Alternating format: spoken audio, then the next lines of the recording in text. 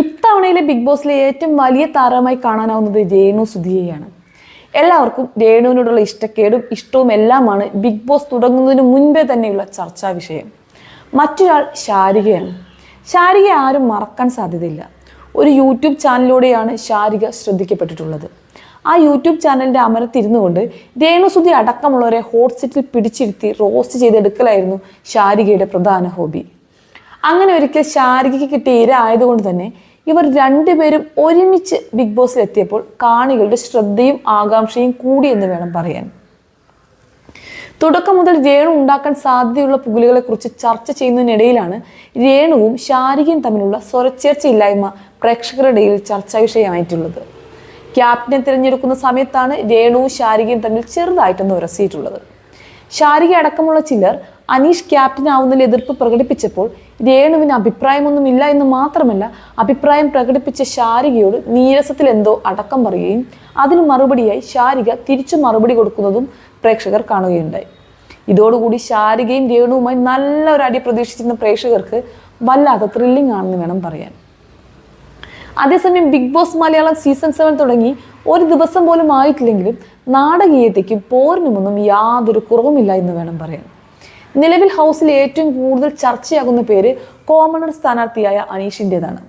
ഒറ്റപ്പെടൽ സ്ട്രാറ്റജി ഇറക്കിയും അനാവശ്യ വിവാദങ്ങളും പോരും ഉണ്ടാക്കിയും ഹൗസിനുള്ളിലും പുറത്തും അനീഷ് ഇതിനോടകം തന്നെ ശ്രദ്ധാകേന്ദ്രമായി കഴിഞ്ഞു.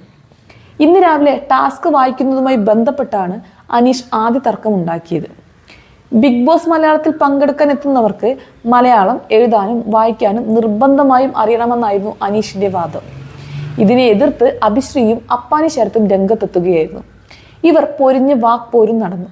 പിന്നീടാണ് ഒറ്റപ്പെടൽ സ്ട്രാറ്റജി ഇറക്കി നടക്കുന്ന അനീഷിനെ പ്രേക്ഷകർ കണ്ടത്. ആരോടും മിണ്ടാൻ പോലും അനീഷ് തയ്യാറായിട്ടില്ല.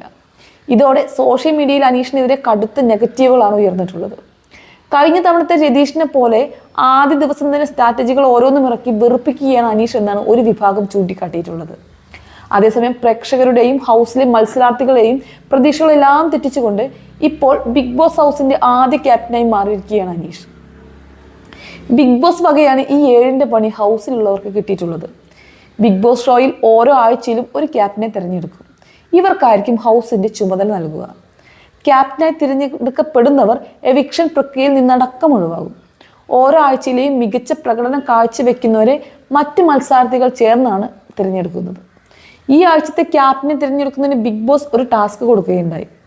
എന്തുകൊണ്ട് ഇവർ ക്യാപ്റ്റനാകാൻ യോഗ്യരല്ല എന്ന് പറയണം. ശേഷം അവരുടെ മുഖത്ത് ഷേവിംഗ് ക്രീം തേക്കുകയും വേണം. അങ്ങനെ 7 പേർ അനീഷിന്റെ മുഖത്ത് ക്രീം തേക്കുകയുണ്ടായി.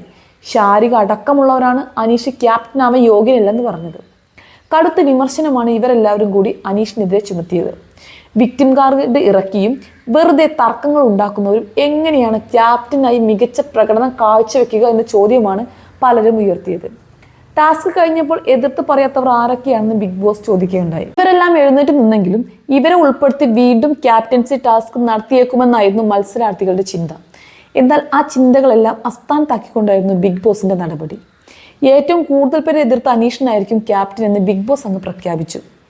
ആരാധകരും മത്സരാർത്ഥികളും ഒരുപോലെ ഞെട്ടിയെങ്കിലും എല്ലാവരും ആൾക്കെതിരെയാണോ നിൽക്കുന്നത്, അവരാകും ക്യാപ്റ്റൻ എന്ന സന്ദേശമാണ് ബിഗ് ബോസ് ഇപ്പോൾ നൽകിയത് എന്നവർക്ക് മനസ്സിലാവുകയായിരുന്നു. എന്തായാലും ആദ്യ ദിവസം തന്നെ സംഗതി കൊഴുക്കുമെന്ന സൂചന തന്നെയാണ് കിട്ടിയിരിക്കുന്നത്. അതേസമയം ഇപ്പോൾ പാവത്താനെ പോലെ ഇരുന്നു കൊണ്ട് കളികൾ പഠിച്ച് കൂടുതൽ വലിയ പണി തരാനുള്ള ആലോചനയിലാണോ രേണു സുധി എന്ന സംശയത്തിലാണ് ആരാധകർ.